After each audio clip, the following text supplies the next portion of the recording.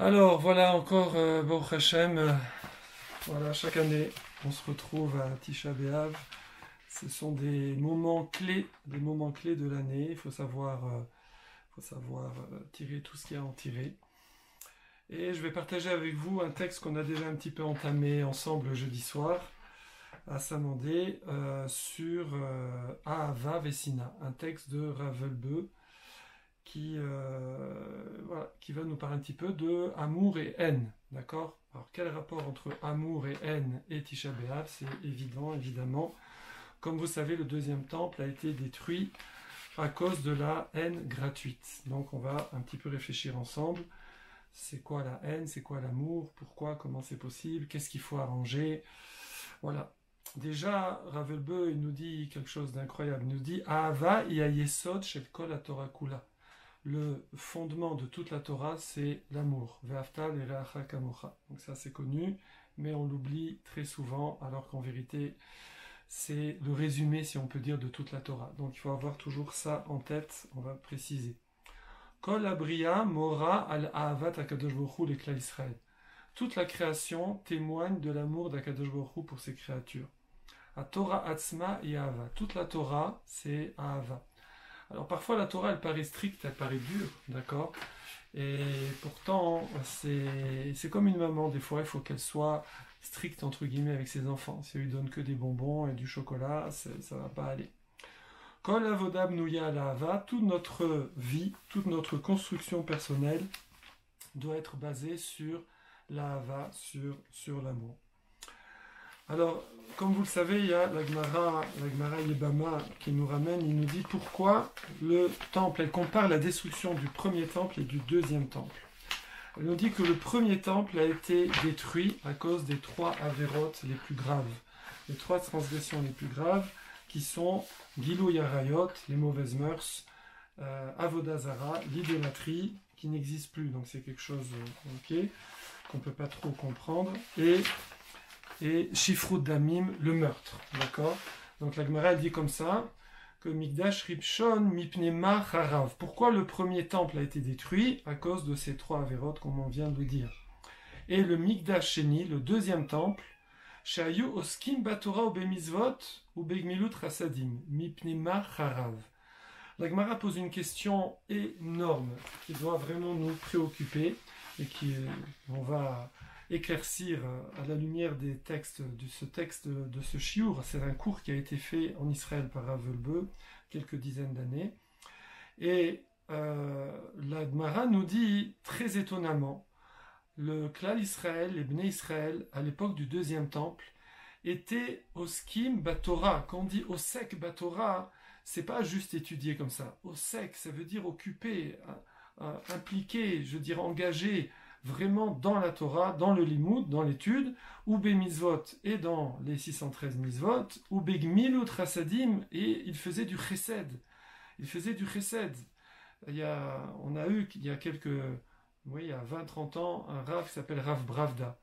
Rav Bravda, on prononce comme ci, comme ça, qui est venu en France, et il faisait un peu le tour du monde, faire des drachotes extraordinaires, et il nous a ramené. Il nous a parlé du chesed que faisaient ses parents et ses grands-parents en Europe de l'Est. Il dit, vous n'avez pas idée de combien le chesed c'était quelque chose de courant. Combien la bonté, combien les gens, il nous a donné des exemples, je ne vais pas le faire pour pas trop me prolonger, pour aller à l'essentiel. Mais imaginez, si vous connaissez des gens qui font beaucoup de chesed de nos jours, beaucoup de bonté, qui aident vraiment autrui, sachez que c'est vraiment peu par rapport à qui était fait il y a quelques générations en Europe de l'Est ou certainement en Afrique du Nord aussi, évidemment. Et pourtant, le temple n'a pas été reconstruit dans leur génération, ni dans notre génération. Et le temple a été détruit à cette génération qui étudiait, qui faisait du chesed. Donc comment comprendre qu'il y ait sinatrinam, la haine gratuite, qui a causé la destruction du temple? Comment on peut rendre compatible la haine gratuite et le fait d'étudier, d'appliquer, d'accomplir les mitzvot et de faire du chesed. C'est pas compatible. Donc alors c'est quoi? C'est-à-dire qu'il y avait deux groupes de personnes.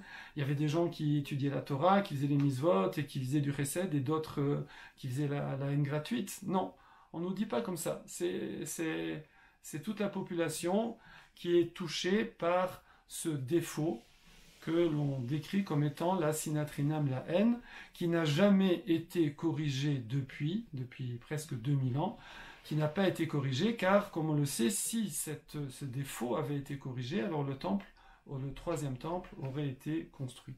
Donc nous n'avons toujours pas corrigé ce défaut. Alors c'est ça qu'on va essayer de comprendre ensemble. Alors déjà, le Rav Wolbe, il va nous expliquer que des choses un peu, voilà, c'est un peu terre à terre, mais voilà, il faut avoir les yeux en face des trous.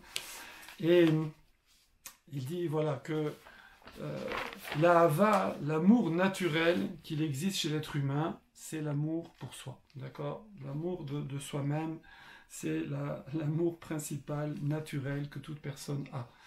Même l'amour que l'on va avoir pour ses enfants, pour sa famille, pour ses amis, souvent c'est lié à soi-même. Ça veut dire on aime ses enfants parce que ce sont ses enfants, ses amis parce que ce sont ses amis, etc. On va encore préciser cela. Donc ça c'est l'amour naturel. La Torah, elle nous demande d'avoir 3 catégories d'ahava, d'amour. Elle nous demande d'avoir ahavat Israël, ahavat Rehu, aimer son prochain. Donc aimer autrui, d'accord? Elle nous demande d'avoir ahavat Torah, d'aimer la Torah, puisque c'est la Torah qui va nous permettre de nous construire et de vivre en plein potentiel, d'accord? Et elle va également nous demander d'avoir ahavat Hashem, d'accord? Ahavat Hashem, d'aimer Akadosh Baruch Hu, parce que c'est le seul moyen d'arriver effectivement à vivre pleinement notre Torah et nos mitzvot, c'est seulement si c'est fait avec ahavat Hashem. Alors justement, le Rav Wolbe il précise que ces 3 catégories d'amour sont des niveaux très élevés. Aimer autrui comme soi-même, aimer la Torah, avoir vraiment un amour pour la Torah, forcément ça se traduit par des actes, ça se traduit qu'on aime étudier, voilà, ça se traduit pas, c'est pas juste de la théorie, j'aime la Torah, je l'embrasse quand on va à la synagogue et tout, puis après je sors et je fais autre chose. Ahavat Hashem aussi, aimer Akadosh Baruch Hu, évidemment vous imaginez combien ça a de conséquences, d'accord? Alors forcément, comme ce sont des très hauts niveaux qui permettent à la personne de vraiment s'épanouir et se développer, donc forcément, il va y avoir un gros challenge. Forcément, ça va être difficile, forcément, il va y avoir, entre guillemets, des épreuves, ça va pas être comme ça, tchic-tchac. Beaucoup de gens ont l'amour d'Hachem, l'amour de la Torah, l'amour d'autrui sur les lèvres, mais dans les actes, c'est pas la même chose. Donc, ces 3, il nous précise même que même à un haut niveau, alors c'est des choses peut-être d'une génération d'avant, ou de gens de très haut niveau, on voit comme ça que dans la Gemara, qu'on décrit que des gens pouvaient arriver à avoir une ahavat Torah, un amour de la Torah extrêmement élevé, et en oublier un petit peu Akadosh Baruch Hu. D'accord? Ça veut dire trouver qu'il y a la chorma, qu'il y a la sagesse dans la Torah, et trouver aussi toute cette satisfaction intellectuelle de l'étude, et puis finalement, derrière tout ça, oublier un petit peu Akadosh Baruch Hu, ne pas utiliser la Torah pour se coller à Hachem. Mais forcément, ça va se ressentir, des exemples célèbres dans notre histoire de grands, très grands Talmidei Chachamim, à l'époque du roi David par exemple, qui était même Av Beddin, qui était chef du tribunal, qui avait des connaissances inimaginables, et pourtant qui ont mal agi, et même la Gemara dit qu'ils n'ont pas eu le Olam Haba, la vie éternelle. Donc on voit comment c'est possible, malgré un très très haut niveau d'Ahavat Torah, d'amour de la Torah, eh bien des fois d'en oublier la Ahavat Hashem. Pareil, Ahavat Hashem, l'amour d'Hashem, ça peut mener parfois à ce qu'on appelle marloquet, des disputes chez l'eau les Shem Shamein, qui ne sont pas justifiées. Si 2 personnes, on donne l'exemple très célèbre de Beth Shammai et Beth Hillel, c'était 2 écoles, donc, qui, à l'époque des Tanaïm, donc il y a plus de 2000 ans, eh bien, avaient des différends au niveau de la halakha, et en particulier, par exemple, sur les lois des mariages, sur bon, des tas de détails dans les lois de mariage, et pourtant ils avaient un grand respect à Shalom et une Ahava ensemble, ils se mariaient, on dit, ensemble, et ils avaient, on voit que les Talmidim de Hillel écoutaient d'abord les enseignements de Shammai, après ils exposaient leurs enseignements. Il y avait ce respect-là. Ça veut dire que l'amour pour Akadosh Baruch Hu, forcément, si à un moment ça va mener à une discordance, à une haine entre personnes, alors forcément, c'est pas un amour les Shem Shamaim. On pourrait, Rav Wolbe en parle dans le Klal Israël, mais évidemment, on pourrait étendre ça également aux guerres de religion, entre guillemets, qui sont souvent simplement, les religions sont des prétextes pour justifier la haine et les mauvais comportements d'une religion de coreligionnaires sur d'autres religions. C'est forcément, quelle que soit la religion, quel que soit le nom que l'on donne à Dieu, à Hachem, forcément, Akadosh Baruch Hu n'a pas l'intention que on arrive à des massacres ou sur des populations simplement parce qu'ils ont d'autres croyances. Donc ça c'est Ahavat Hashem, Ahavat Torah. Alors maintenant, qu'est-ce qu'il en est de Ahavat Reu, aimer son prochain? Aimer son prochain aussi, c'est pas quelque chose de facile. Pourquoi? C'est quoi le challenge? Ça va être que le tri. Lorsque on va aimer certaines personnes et ne pas aimer d'autres personnes, quand on va commencer à trier. Évidemment, il y a des gens avec qui on a plus d'affinités, il y a des gens avec qui on se sent plus complice, où on a plus de points communs, et puis il y a des gens qui sont différents. Et donc c'est là qu'on va voir s'il y a un vrai amour du prochain, c'est lorsqu'on va avoir un comportement égal avec des gens qui sont différents ou avec des gens qui nous ressemblent. Pour aller encore un petit peu plus loin, le Rav Wolbe nous explique, c'est bien connu, ça fait du bien de se rappeler, qu'il y a deux types de Ahava, il y a deux types d'amour. Il y a l'amour qu'on appelle Ahavat Lekicha et Ahavat Netina. Il y a l'amour qui provient du fait de recevoir, de prendre, Lekicha, et il y a l'amour qui provient du fait de donner. Donc c'est connu, c'est marqué dans la Masechet Derer Eretz, c'est marqué Im chafetz ata ledavek ba'avat chavrecha. Si tu veux aimer ton prochain, qu'est-ce que tu fais? Alors, nose venoten betovato. Fais-lui du bien. Tu veux aimer quelqu'un, fais-lui du bien. Plus on fait du bien à une personne, plus un sentiment d'amour se développe vis-à-vis de la personne. Donc ça, c'est l'amour de celui qui donne, d'accord? La maman, évidemment, il y a un amour génétique entre une maman et ses enfants, mais plus la maman, elle donne à ses enfants, plus elle va aimer ses enfants. C'est connu que parfois, qu'Hachem préserve, quand il y a des enfants handicapés, par exemple, tous les parents qui ont vécu ça témoignent qu'ils portent un amour particulier à cet enfant parce qu'ils lui ont donné encore davantage. Donc ça, c'est l'amour supérieur. L'amour supérieur, c'est l'amour qui se développe, qui se construit par le fait de donner. C'est aussi l'amour dans un couple, évidemment, quand on a passé la période de boost, la période magnifique, cadeau, Akadosh Baruch Hu donne cet amour gratuit au début de la rencontre, voilà. Mais ensuite, ça se construit en donnant à son conjoint. Ça, c'est l'amour supérieur. Et il y a l'amour de base, l'amour, on va dire, plus naturel, qui est l'amour de moindre niveau, mais qui est aussi une forme d'amour, qui est l'amour qui se développe par le fait de recevoir, d'accord?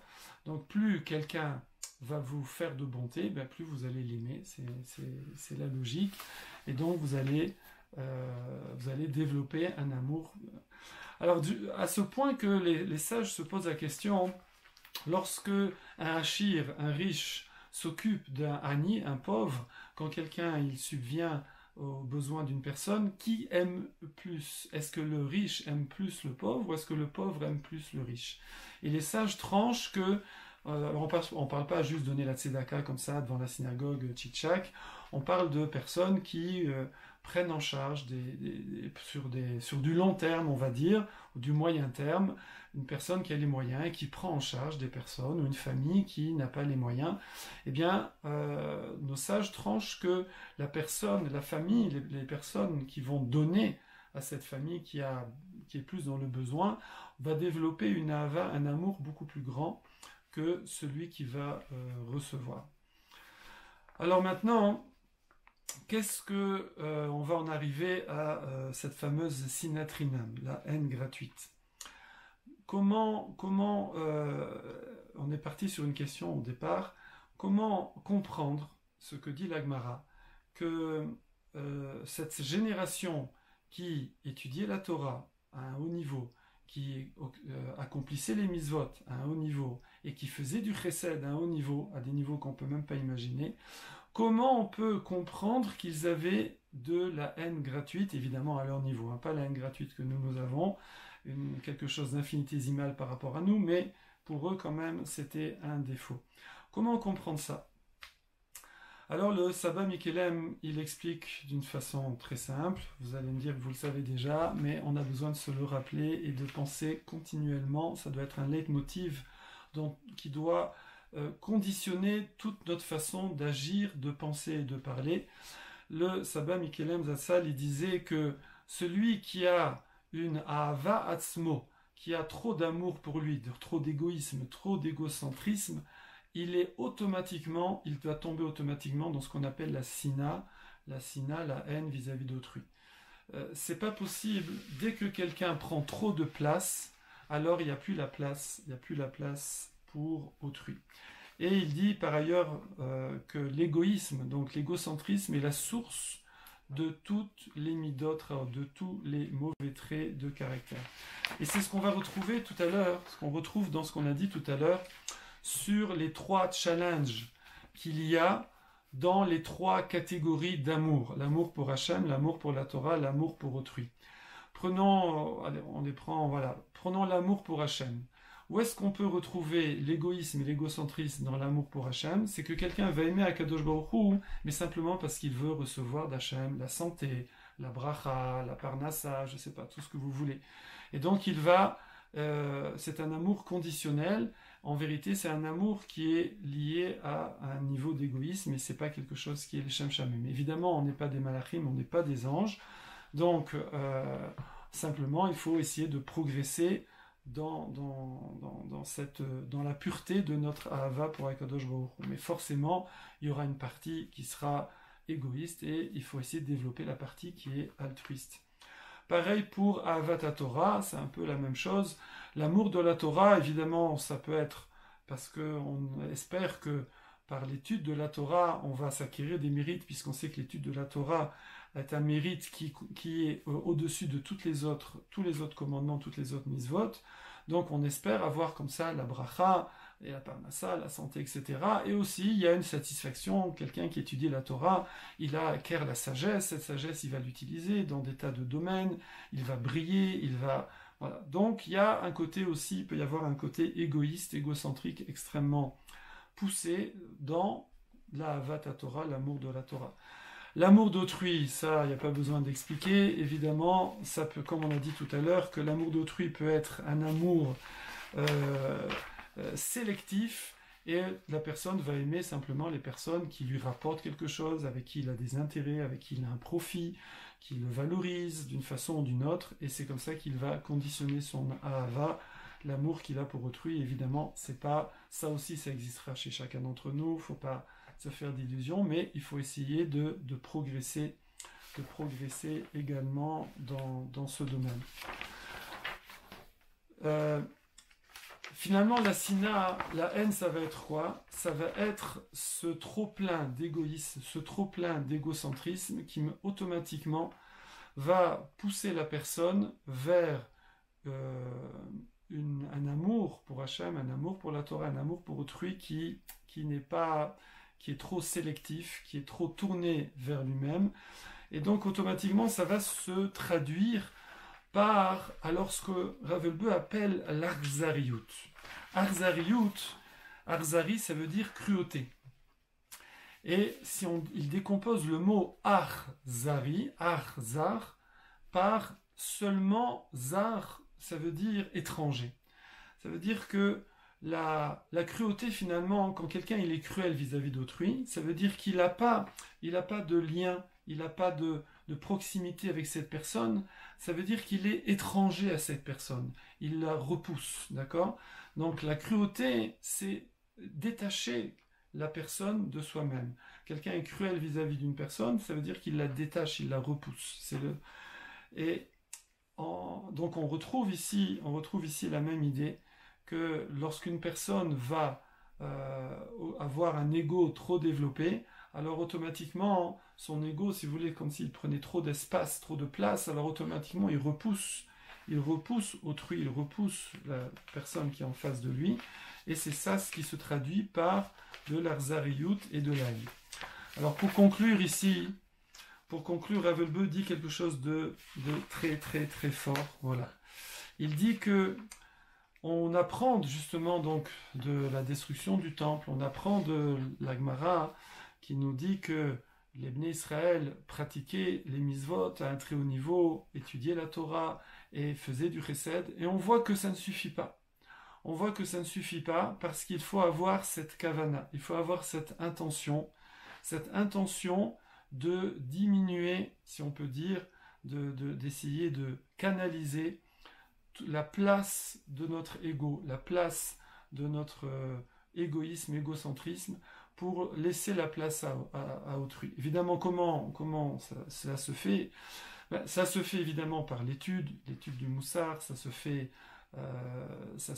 par le fait de donner, de se forcer, ça se fait par le fait de sortir de sa zone de confort. Donc c'est ce qu'on fait, par exemple, on dit que pourquoi on jeûne? Pourquoi on jeûne à Tisha B'Av et tous les jours de jeûne? Alors on nous dit que le but du jeûne, c'est de faire teshuva, d'accord? Quel rapport? Parce que je mange pas, je bois pas, je vais faire teshuva, quel rapport? Ben, c'est simple, d'après ce qu'on vient de dire, je diminue mon ego, je diminue mon plaisir physique, d'accord? Avec tous les autres interdits aussi de Tisha B'Av ou de Kippour ou les autres. Donc je diminue un petit peu mon moi, d'accord, mon ego, et donc automatiquement ça laisse la place à autrui, ça laisse la place à Hachem, ça laisse la place à la Torah, ça laisse la place à autrui, à Kadosh Baruch Hu. Donc on voit qu'on doit avoir cette kavana continuellement, d'essayer de sortir un petit peu de son nombril, et ça, soit on le fait volontairement, on le fait de nous-mêmes, d'accord? Et donc les mitzvot sont là pour le faire, mais il faut avoir cette intention, sinon c'est pas automatique, c'est ce qu'on apprend ici. Il faut le faire par l'étude, mais avec cette intention également. Il faut le faire par notre relation à Kadosh Baruch Hu, par la tfila, par la prière. Et si on le fait volontairement, tant mieux.